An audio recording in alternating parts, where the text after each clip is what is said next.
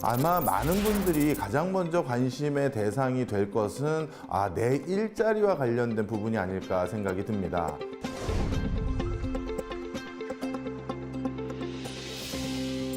결국 인공지능이라는 건 많은 사람들의 일자리를 점점 뺏어가고 저는 시간당 5불에서 10불만 주셔도 됩니다 라는 엔지니어부터 인터넷 알고리즘이나 인공지능이 많은 사람들의 평판이나 많은 사람들의 만족도 또 많은 사람들의 이용 후기 등을 바탕으로 해서 승자 독식 구조가 점점 더 심화될 가능성이 높아집니다. 800년에 걸쳐서 실험해 볼 결과를 불과 17일 만에 제시해 줬어요. 기대와 걱정도 함께 들고 있는 상황입니다. 이런 것들은 어찌 보면 거스를 수 없는 큰 물결입니다. 이 큰 물결이 위기가 아니라 오히려 기회가 되지 않을까 저는 그렇게 생각해 봅니다.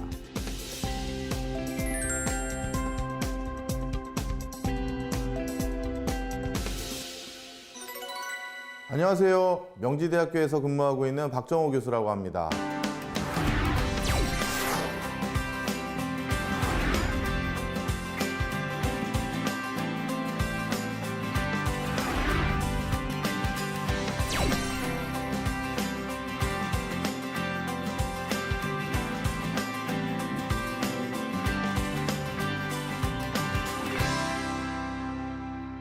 오늘 제가 말씀드릴 주제는 미리 가본 세상, 이런 주제를 가지고 찾아왔습니다. 사실 요즘 가장 핫한 이슈들 중에 하나를 꼽으라면 인공지능, 4차 산업혁명, 자율주행 자동차, 여러 신조어들 또는 우리에게 통상적으로 접하기 어려운 새로운 기술적인 용어들이 많이 대두되고 있는데요. 그런데 어느 순간인가 벌써 이러한 기술들이 우리 코앞에 와닿아서 우리의 일상의 전반을 바꿔놓기 직전까지 와 있는 것 같습니다. 그래서 오늘 강의는요, 앞으로 몇 년 안에 우리 코앞에 직면할 여러 가지 경제 상황의 변화들을 아마 미리 좀 엿볼 수 있는 기회를 드리는 게 어떨까 싶어서 기획했다, 이렇게 보시면 되겠습니다.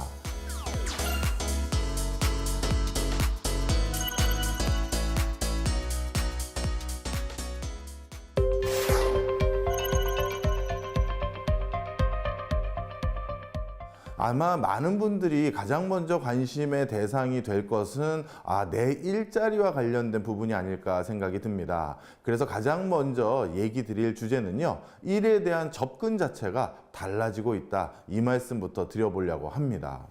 사실 코로나19가 가져왔던 여러 변화들 중에 하나가 재택근무, 이런 것은 달리 말하면 온라인 근무가 가능해진 환경을 우리 사회가 적응하게 됐다, 이렇게 보시면 되겠는데요. 그런데 실제로 이런 온라인 환경이 어떻게 보면 우리의 일자리 상황을 바꾸게 됐던 가장 근원적인 변화는 2000년대 초반부터 벌써 진행되어 왔다 해도 과언이 아닙니다.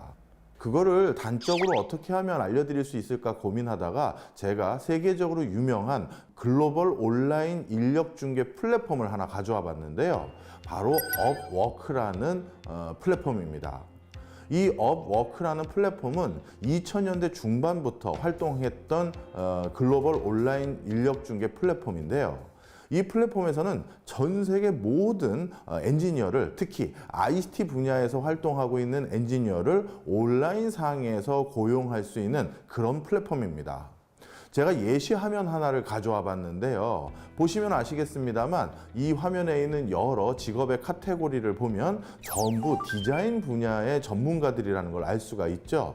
2D 디자이너, 3D 디자이너, 웹 디자이너 또는 PPT 디자이너 등, 그리고 보이스 전문가 등 다양한 우리가 웹에서 필요한 디자인 역량을 보유한 전문가들을 이 업워크라는 사이트에서 고용할 수도 있습니다. 다른 화면도 한번 제가 캡처해 와 봤어요. IT 컨설팅을 하고 있고 소프트웨어 개발 전문가라고 자신을 홍보하고 있습니다. 국적은 가만히 보니까 뉴질랜드 사람이네요.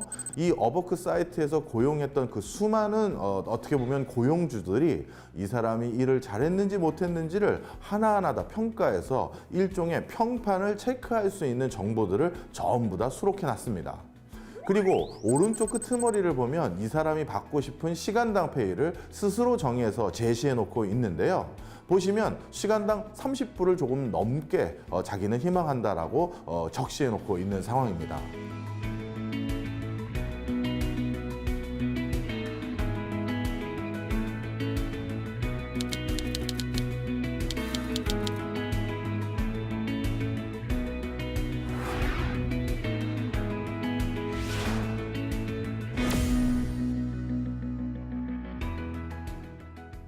실제 이 어버크라는 사이트에 들어가 보면 아프리카 가나 출신이거나 중동 지역의 엔지니어로서 저는 시간당 5불에서 10불만 주셔도 됩니다 라는 엔지니어부터 반대로 미국 실리콘밸리에 근무하면서 예전에 구글이나 MS 이런 데 근무했던 경력을 아주 화려하게 자랑하면서 나는 시간당 몇백 불은 받아야겠습니다 이런 근로자까지 천차만별로 있습니다.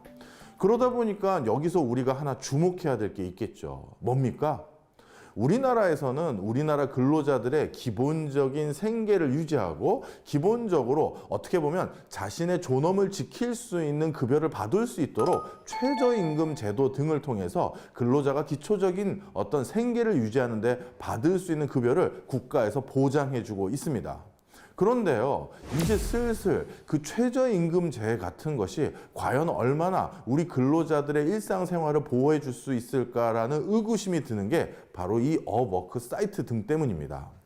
실제 제가 알고 있는 중소기업 사장님들이나 소상공인 사장님들 같은 경우는요, 본인들의 가게 인테리어라든가 메뉴판 변경 비용 등을 절감하기 위해서 이 업워크를 통해서요, 우리나라보다도 더 싼 최저임금을 제시하고 있는 국가의 근로자들을 고용해서 루틴하거나 아니면 아주 단순한 그래픽 작업들은 부탁하는 사례들이 점점 늘고 있습니다.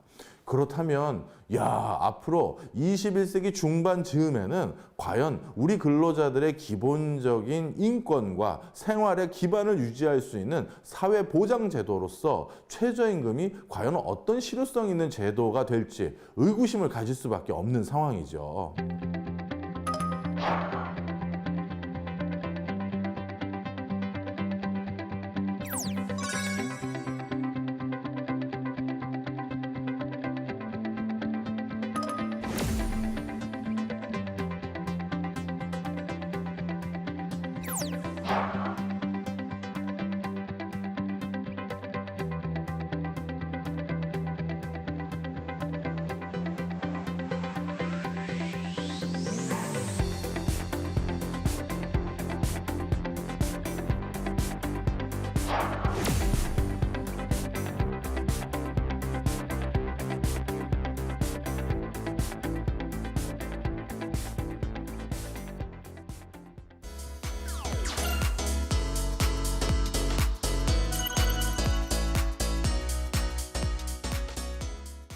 많은 분들이 교수님 몇몇 사람들이야 아주 단순한 작업 또는 아주 중요하지 않는 작업이야 값싼 근로자들이 있는 외국에 있는 엔지니어나 그래픽 디자이너들에게 부탁할지 모르겠습니다만 이런 작업들이야 자주 얼굴도 비추고 서로 회의를 해가면서 소프트웨어를 개발하거나 그래픽 작업을 해야 되는데 이 이역 만리에 이런 값싼 근로자가 있는 거 그건 알 수는 있지만 누가 여기에 부탁하겠습니까? 이런 말씀 하시는 분들이 많습니다.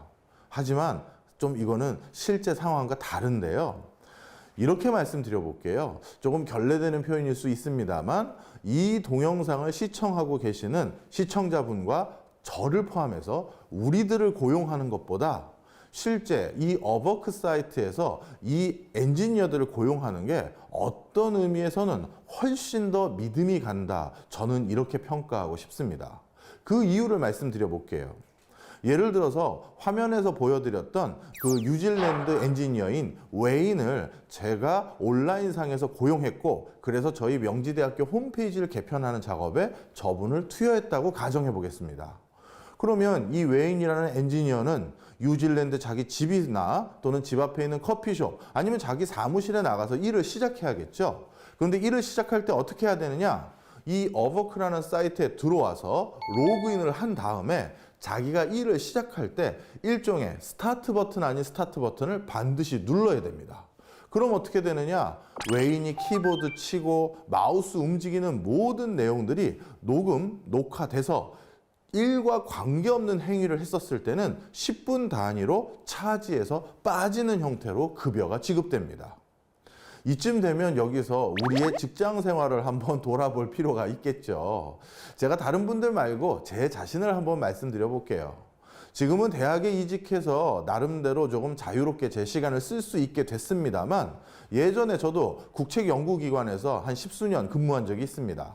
그 당시만 하더라도요, 공공기관이다 보니까 저도 9시 정시에 출근하고 적어도 6시까지는 당연히 복무를 해야 됐습니다.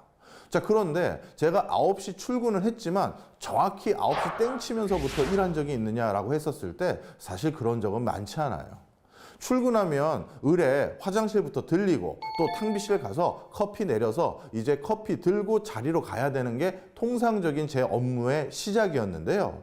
그러다가 복도에서 옆방이나 그 다른 분야의 연구원들 만나게 되면 요즘 있었던 여러 회의 내용이라든가 안건에 대해서 복도에서 간단히 얘기를 하고 그리고 자리에 들어가게 되는데 그러면 9시 반 왔다 갔다 했던 것 같습니다.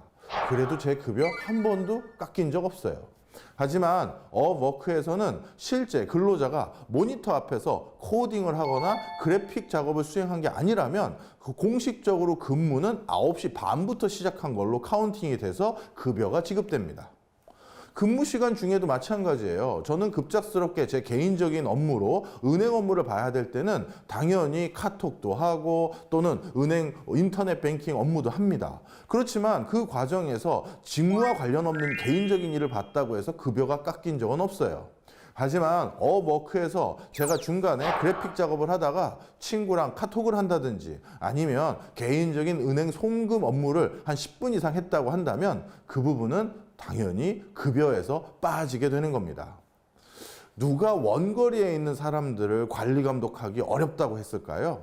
이제 4차 산업혁명 시대에 원격적으로 근무할 수 있는 이런 체계적인 시스템이 구비된 상황에서는 원거리에 있는 사람을 어찌 보면 내 옆자리에 앉아 있거나 같은 오피스에 앉아 있는 사람보다 훨씬 더 정밀하게 근무의 행태를 모니터하고 관리 감독할 수 있게 되는 것입니다.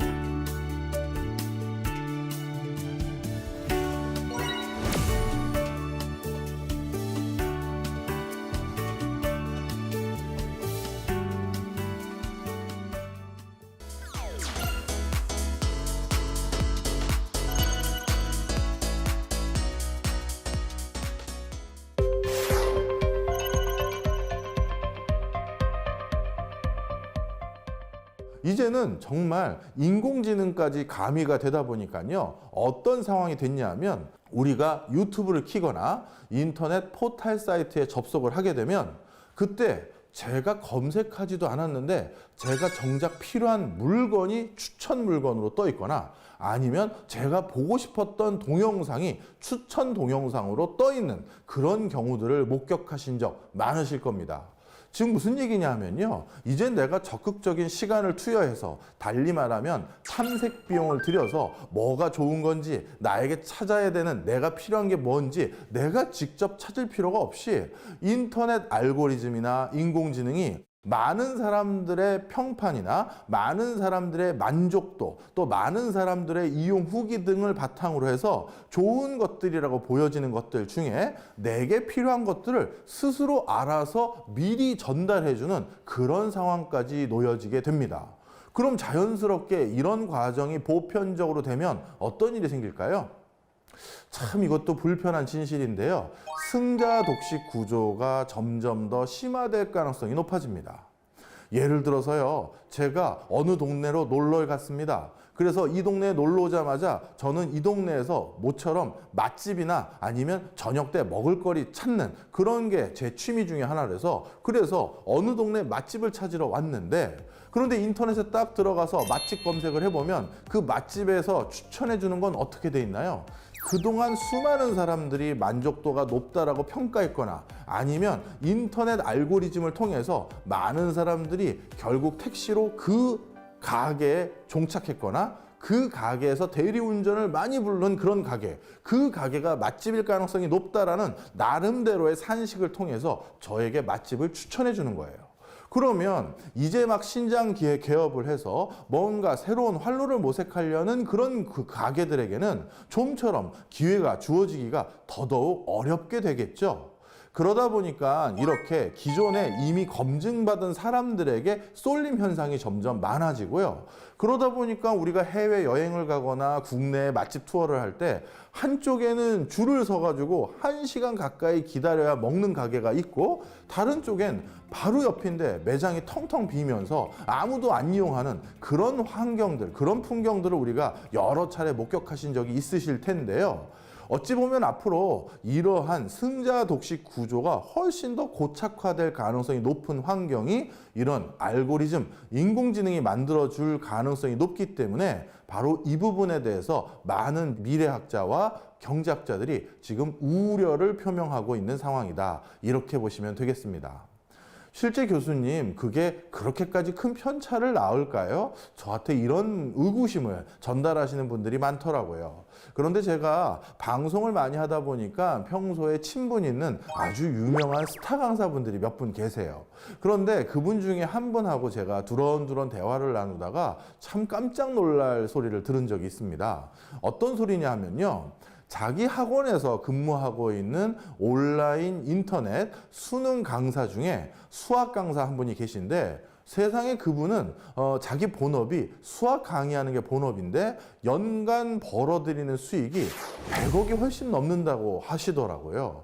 아니, 그래서 애들 수능 공부시키는데 무슨 100억이나 법니까? 라고 말씀을 드리면서 그분에게 자세한 설명을 들어봤더니 좀 전에 제가 말씀드린 그런 맥락의 설명을 고스란히 다 하시더라고요. 일단 첫 번째는 뭐다?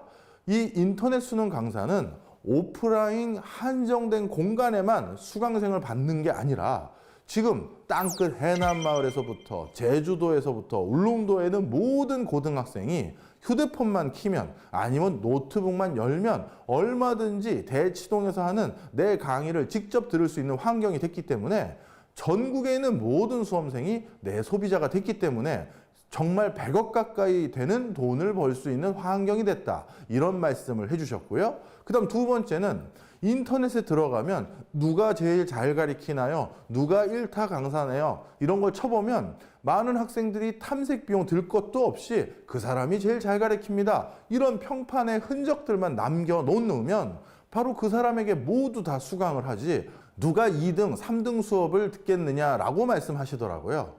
그 얘기를 딱 듣고 보니까 곧 도래할 미래, 우리의 세상이 바로 이렇게 귀결될 가능성도 있구나라고 해서 저도 걱정이 이만저만이 아닙니다.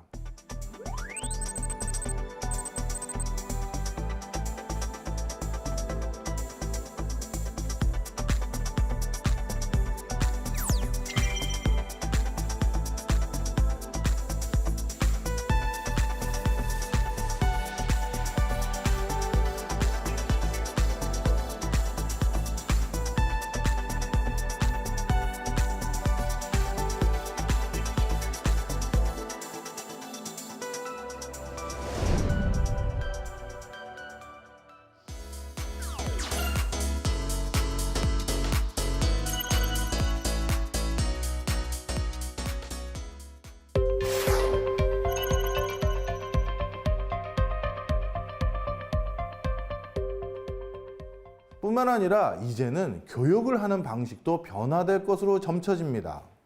우리나라 같은 경우는 수출입을 통해서 먹고 사는 나라다 해도 과언이 아닌데요. 그런데 이 교육 방식이 최근 급격히 바뀌어가고 있습니다. WCO라는 국제기구가 있는데요. 세계 관세기구다 이렇게 분류할 수 있는데요. 이 국제기구에서 최근 논의됐던 국제적인 아젠다들 제가 몇 가지를 가지고 와 봤는데요. 보시면 가장 중요한 아젠다 중에 하나의 궁극적인 고민거리가 뭐에 있습니까? 바로 3D 프린팅 기술에 있다는 걸 아실 수 있습니다.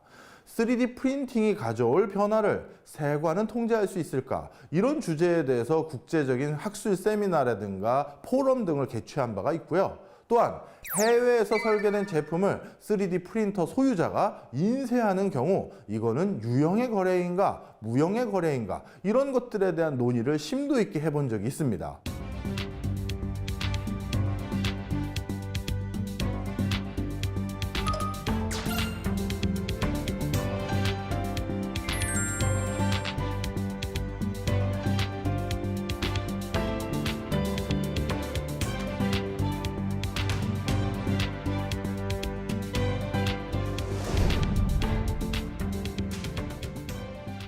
왜냐하면요, 유형의 거래는 관세부가 대상이 되지만 무형의 거래는 관세부가의 대상이 되지 않아요. 그런 차원에서 논의를 하는 것이고요. 그렇다면 왜 국제적인 관세 기구에서는 이러한 논의들에 대해서 지속적으로 모니터하고 관심을 가지게 되는 것일까요? 그것은 최근 전개되고 있는 보호무역 기조 속에서 많은 국가들이 보호무역을 탈피하기 위한 방법론으로 3D 프린팅 기술을 이용하는 것들에 대해서 관심도가 높아지고 있기 때문입니다. 관세를 부과하기 위해서는 우리가 어떻게 돼야 되냐면요. 항만에 그 물건이 입항을 해야 됩니다. 또는 공항에 그 물건이 입항을 해야 돼요. 그런데 만약에 관세를 피하려면 그 항구나 그 공항을 거치지 않으면 되겠죠. 그런데 항구와 공항을 거치지 않을 방법은 간단합니다. 도면만 그 나라에 미리 보내고요. 그 나라 안에 어딘가 있는 3D 프린터 공장에서 그 도면대로 물건을 그냥 생산해 버리면 굳이 항구에 입항하는 절차를 생략할 수 있게 됩니다. 그러면 세관원은 입항하는 물건을 기준으로 관세를 부과하게 되는 것인데 입항하는 물건이 없는데 관세를 부과할 수가 없게 되는 것이죠. 따라서 3D 프린터가 관세 부과를 회피할 수 있는 유의미한 수단이 될 수 있다는 맥락은 여기에서 나옵니다. 그걸 설명드리기 위해서 간단한 도표 하나를 가져와 봤는데요.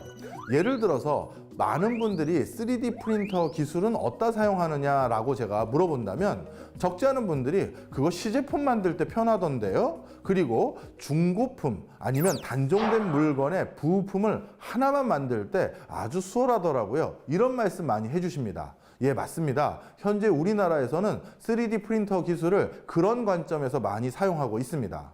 하지만 제조 선진국이라고 할 수 있는 독일이라든가 미국 같은 경우는 3D 프린터의 기술을 이제는 좀 더 다양한 형태로 활용하기 시작했는데요. 그 중에 첫 번째가 뭐냐 하면 그 사람들의 신체 조건이나 그 사람들이 원하는 취향에 따라서 물건을 자유자재로 만들 수 있는 형태로 3D 프린터를 활용하기 시작했고요. 그리고 또 한 가지는 최종 제품에 들어갈 부품이나 소재 역시도 3D 프린터 기술을 활용해서 만들기 시작했다는 점이 주목할 부분입니다.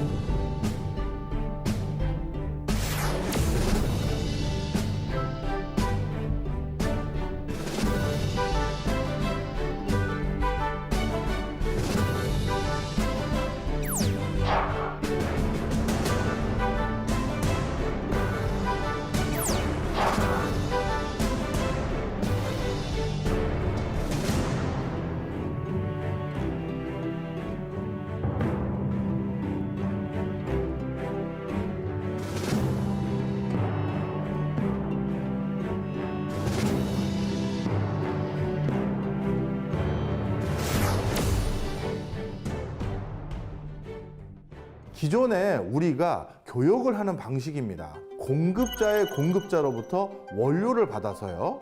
공급자들이 부품을 생산하고 이 생산된 부품을 제조자가 제품 패키징하거나 그리고 완성품으로 만들어 버립니다. 그리고 국제적인 유통회사들이 이걸 유통해서 소비자들에게 전달해주는 그런 경로인데요. 이 과정에서 한 단계 한 단계 한 단계를 진행할 때마다 국적이 달라지면 관세가 붙거나 통관 허들이 직면되게 되는 상황이 많습니다. 그렇다면 국적을 하나하나 건너뛰는 절차를 줄여야겠죠. 그래서 3D 프린터를 이용할 경우 3D 프린터 공급자가 설계 도면을 소비자들이 있는 국가 근처에 있는 3D 프린터 공장에 전달을 하면 거기서 부품 등이나 또는 완제품을 생산해서 바로 소비자들에게 전달해주는 그런 구조를 의미합니다.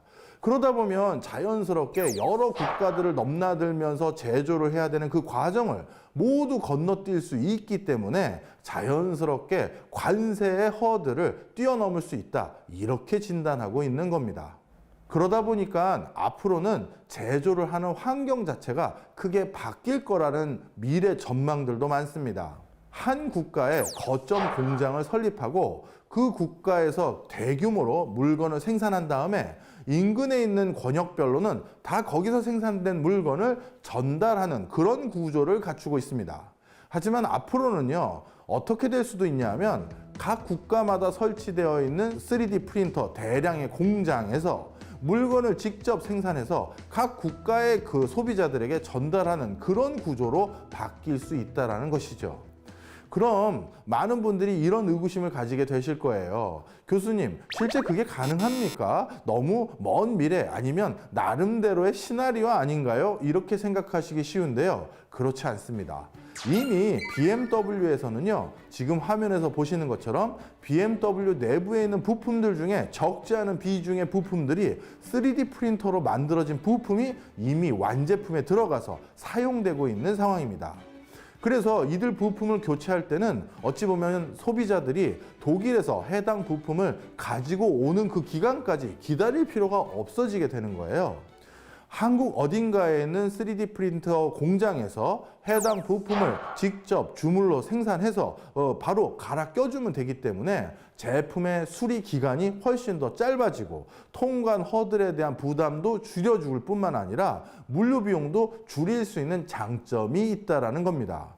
바로 이런 것들이 확인되면서 점차 적지 않은 회사들이 자사의 제품 안에 있는 부품들 중에 적지 않은 비중을 점점 3D 프린터로 바로 공급할 수 있는 체제로 바꿔보는 여러 가지 실험들을 지금 감행하고 있는 상황이다, 이렇게 말씀드릴 수 있겠네요.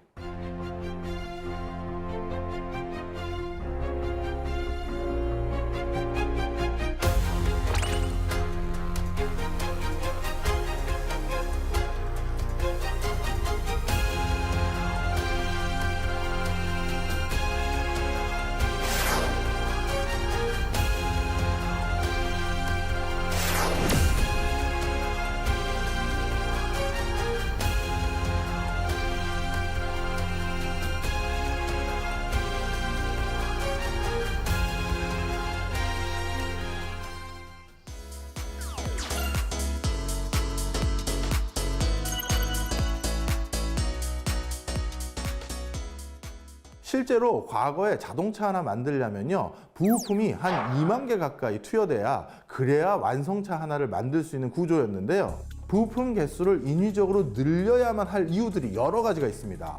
그 대표적인 이유 중에 하나가 교통사고 때문이에요. 예를 들어서 화면의 오른쪽에 있는 것처럼 마치 식판처럼 앞에 전장부터 뒤에 전장까지를 한 번의 프레임으로 찍어서 만들어낼 경우, 저런 자동차를 타게 되면 우리가 제조 공정의 절차가 확연히 줄어들기 때문에 자동차 가격은 싸질 수 있습니다. 근데 문제가 있어요. 저렇게 식판처럼 차체 전체를 한 번에 찍어낸 자동차를 타고 다니다가 제가 교통사고가 났습니다. 그럼 어떻게 될까요? 앞부분 조금 찌그러졌다고 해서 차 전체 바디를 다 바꿔야 되는 상황이 생겨버려요.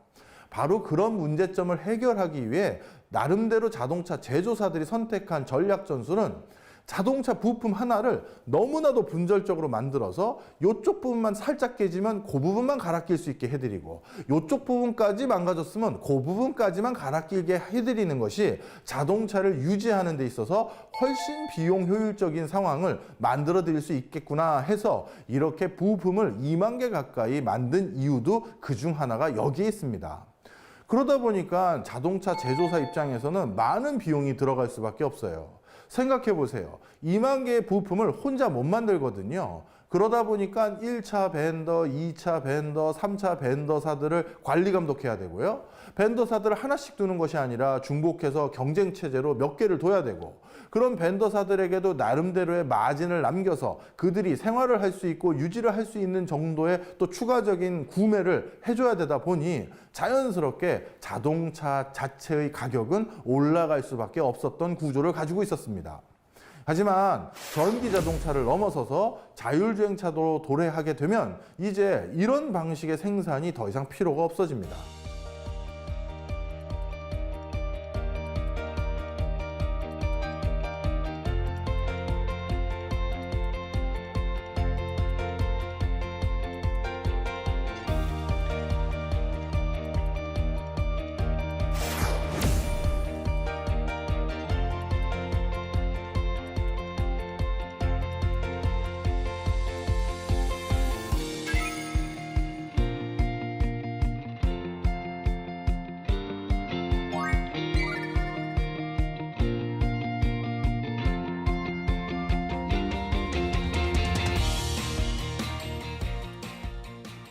왜 그러냐? 자율주행 자동차는요, 어찌 보면 우리 인간보다 사고가 날 확률이 급격히 낮아지기 때문이에요. 나름대로 많은 분들이 언론을 통해서 자율주행 자동차가 또 어디서 사고 냈다고 하던데, 또 미국 어디선가는 자율주행 자동차가 또 무슨 사고를 일으켰다고 하던데, 이런 보도 보시면서 걱정하시는 분들이 계실 겁니다. 물론 자율주행 자동차가 완벽하게 무사고를 한다라고 드리는 말씀은 아닙니다. 하지만 확률적으로요, 이미 사람이 운전해서 10만 킬로를 주행했을 때와 자율주행 자동차가 10만 킬로를 주행했었을 때 두 군집 중에서 누가 사고를 덜 내느냐라고 했다면 요즘은 인공지능 자동차가 훨씬 사고 확률이 낮아진 상황입니다. 그리고 이 인공지능 자동차들이 사고를 일으켰을 때도 인공지능 자동차와 사람이 운전하면서 사람의 어떻게 보면 불분명한 신호 이런 것들과 함께 사고가 일어나는 확률이 섞여 있는 것인데요. 그런데 머지않은 미래에 만약에 도로상에서 전부 자율주행 자동차들끼리 운전을 한다면 이제 서로 간의 신호를 오인하는 그런 상황도 현격히 줄어들 것이라는 게 중론입니다. 예를 들면 이런 거예요. 서로 자율주행 자동차들은 신호를 보내면서 자신들의 운전의 행태에 대한 상황을 전달하게 되는데요.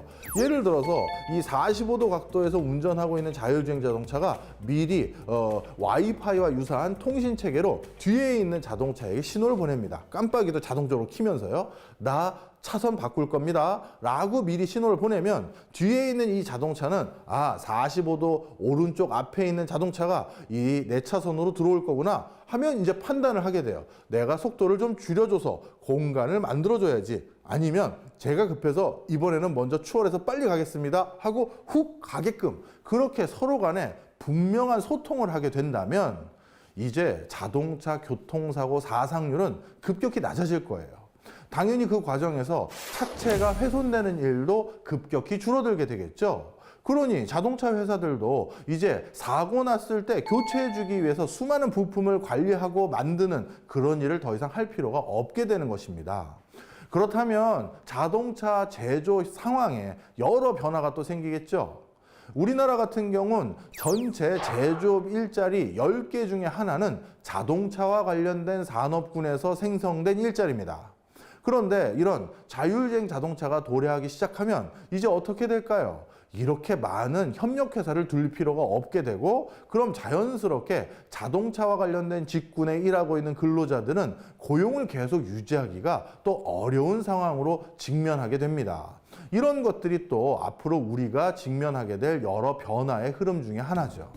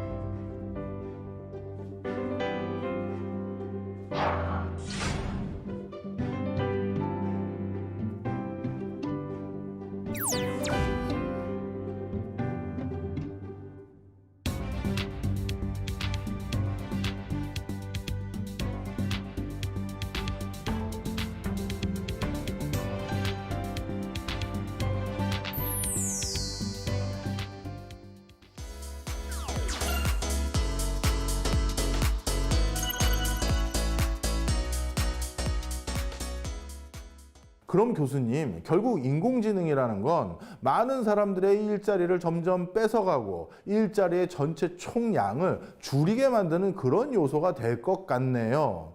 저도 부분적으로는 동의하지만요, 100%로 동의하지는 않습니다. 그 이유가 있습니다. 그건 왜 그러냐면요, 지금 오히려 이 인공지능 때문에 소상공인들이라든가 중소기업이 세계적인 기업이라든가 국내 대기업과 다시 한번 어떻게 보면 경쟁할 수 있는 상황에 직면해 있다. 이런 장점도 분명히 있기 때문입니다. 자, 이게 무슨 소리인지 설명을 드릴게요. 10명도 안 되는 또는 5명도 안 되는 근로자와 함께 이제 막 창업해서 사업을 수행하는 사람이 있습니다. 그럼 이분이 사업에서 성과를 내서 회사가 규모감 있게 성장하는 데는 상당한 물리적인 시간이 투여될 수밖에 없을 거예요. 제품을 하나하나 알리고 이것들에 대해서 사람들의 신뢰감을 확인하고 그래서 공장을 조금씩 늘리고 제품군을 늘리고 다시 종업원을 더 많이 채용하는 그런 일련의 절차들이 10년, 20년 또는 30년 이상 거쳐야지만 지금의 우리나라를 대표하는 기업까지 발돋움할 수 있을 거예요. 하지만 이제 인공지능 기술이 있기 때문에 그렇게 오랜 시간이 안 걸리고요. 대기업과 5인 이하의 기업이 동시에 똑같이 경쟁할 수 있는 상황이 도래했다. 이래도 과언이 아닙니다. 이거는 멀리 복잡한 얘기할 거 없이 제 상황을 가지고 말씀드려도 쉽게 이해가 되실 텐데요. 저는 예전 연구원 선배님들이나 학계 후배님들과 함께 조그마한 연구소를 같이 하나 운영하고 있습니다. 근데 이 연구소는 인력이 많지는 않은 그런 작은 연구소인데요. 언젠가부턴가 우리 연구소에서 마치 직원이 300명 있는 것 같은 그런 퍼포먼스를 하기 시작했는데요. 바로 그게 챗 GPT 덕분입니다. 예를 들어서 대규모 설문조사를 한다든가 그 설문조사 내용을 바탕으로 우리가 설문의 결과를 도출하려면 코딩 작업을 하는 또 많은 연구원들이 필요합니다. 그런데 챗 GPT를 활용해서 일을 하기 시작하니까요. 전국 단위의 설문조사를 수행하는데 필요한 인력을 대폭 줄일 수가 있었고요. 그러다 보니까 챗 GPT 혼자 몇백 명의 역할을 수행하는 그런 상황이 돼버렸습니다. 뿐만 아니라 챗 GPT가 코딩도 잘합니다. 예전에는 석박사 인력을 고액을 주고 채용해서 프로젝트에서 한시적으로 사용해야 하지만 우리가 할 수 있었던 업무를 챗 GPT에게 부탁하면 이들 석박사 인력들이 하는 업무보다 훨씬 더 빠른 속도로 정확하게 업무를 가져올 때도 많았습니다. 그러다 보니까 마치 제가 몇백 명을 두고 일을 하는 그런 효과성을 발휘하기 시작했어요. 이 얘기는 달리 말하면 나도 이제 글로벌 연구기관이나 아니면 국내 유수의 연구기관과 똑같은 업무 성과나 업무 실적을 이제 낼 수 있는 환경이 이제 막 시작한 연구소임에도 불구하고 가능성이 생기게 된 것입니다. 바로 이런 모습들이 전 세계 모든 분야에서 전개될 것으로 보여져요. 구글이 만들었던 인공지능 알파고, 우리 이세돌 구단을 이겨서 아주 유명해졌죠. 최근 이 알파고가 제조 분야 중에 하나인 신소재 개발에 투여됐다고 합니다. 그랬더니만 또 놀라운 성과가 났는데요. 원래 이 신소재라는 건 자연상에 있는 여러 광물 자원을 이런저런 방법으로 조합해보고 거기에 특정 압력이나 온도를 가해서 막 비빔밥처럼 만들어 봅니다. 그렇게 해서 만든 광물이 새로운 신소재가 나왔는데 그 신소재가 안정감을 가지고 그 상태를 계속 유지한다면 새로운 물질을 발견했습니다. 이렇게 되는 거예요. 그런데 이렇게 새로운 물질을 하나 만들려면 다양하게 섞어보고 조합해보고 환경에 노출시켜 봐야 되기 때문에 정말 물리적인 시간이 어마어마하게 투여되는 게 신소재 개발 업무의 특수성입니다. 그런데 이 알파고가 최근 어떻게 했느냐? 불과 17일 만에 우리 인류가 800년에 걸쳐서 실험해 볼 결과를 본인이 혼자 인공적인 상황 속에서 다 실험을 해보고 그 결과를 불과 17일 만에 제시해 줬어요. 이러이런 조합들은 신소재가 가능한 것들입니다 하고 덜컥 내놓은 것이죠.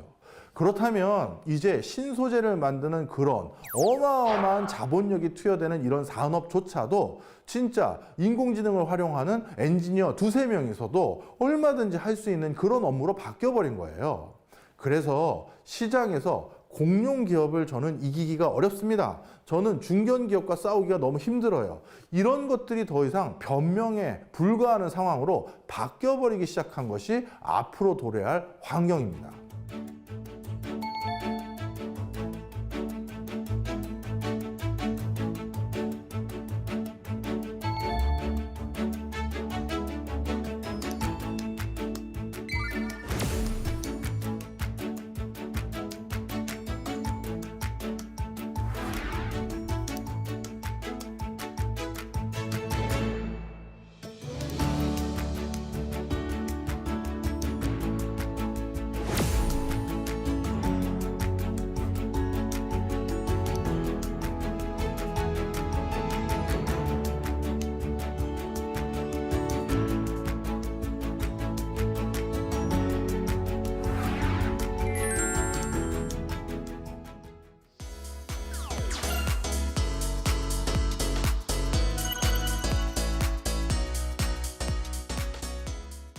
이 인공지능 기술 그리고 데이터를 기반으로 한 온라인 기반의 여러 경제 활동들, 이런 것들은 어찌 보면 거스를 수 없는 큰 물결입니다. 역사적으로 어떤 과학기술의 발달이 나의 직장을 잃게 만들거나 우리 산업군을 고사하게 만들 것 같아서 정부에 압력을 넣거나 아니면 의미 있는 사람에게 로비를 해서 그러한 큰 물결을 막아보려는 시도들, 사실 몇천 건이 아니라 몇만 건 이상 있었던 것이 사실입니다. 그런데 돌이켜보면 그러한 시도들이 단 한 번도 이 큰 물결의 흐름을 막는데 성공한 사례는 한 번도 없더라고요.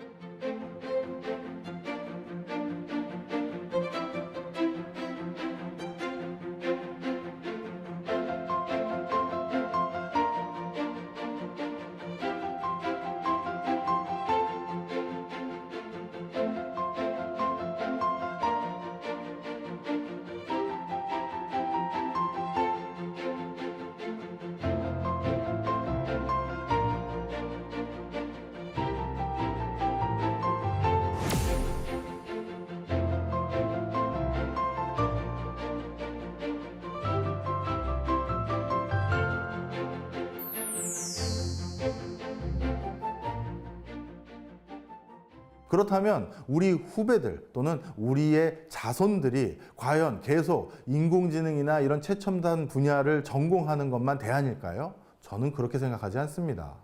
우리가 직접 인공지능과 같은 것을 개발하는 개발자가 될 필요는 없어요. 그런 것들을 잘 활용할 수 있는 사람이면 충분합니다. 예를 들어서 우리가 지금 사용하고 있는 많은 물건들을 떠올려 보십시오. 워드 프로세스, 엑셀, PPT. 우리가 이게 이렇게 보편적으로 일상에서 또는 업무 과정에서 많이 사용되는 물건이지만 이걸 직접 개발했던 사람들일까요? 그렇지 않습니다. 인공지능이라는 이 범용 기술도 똑같은 수준으로 수준이 낮아질 거예요. 그러다 보니까 이렇게 점점 보편적인 기술로 우리 코앞에 오는 그런 기술을 빨리 이해해서, 내가 역사학자인데 나는 어문을 전공했는데 나는 방송 미디어에 종사하는데 그럼 이 인공지능 기술을 내 분야에선 이렇게 활용하면 되겠구나, 이런 대안으로 활용하는 것이 무엇보다 중요한 것이지, 모두 이공계만 전공하고 모두 인공지능만 전공할 필요는 전혀 없다, 이렇게 말씀드립니다.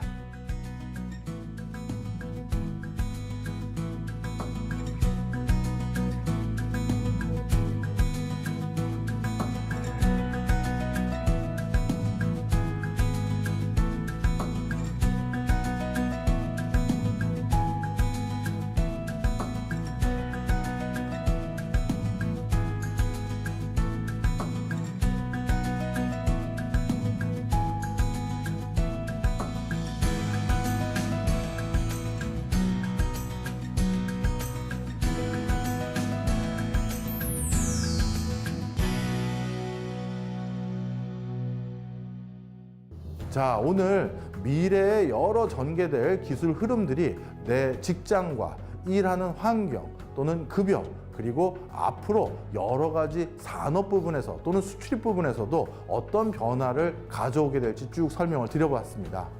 변화는 외면한다고 해결되는 게 아니더라고요. 이 변화의 흐름을 오늘 강의를 통해서 먼저 읽고 대비할 수 있는 시간이 되셨길 고대해 봅니다. 고맙습니다.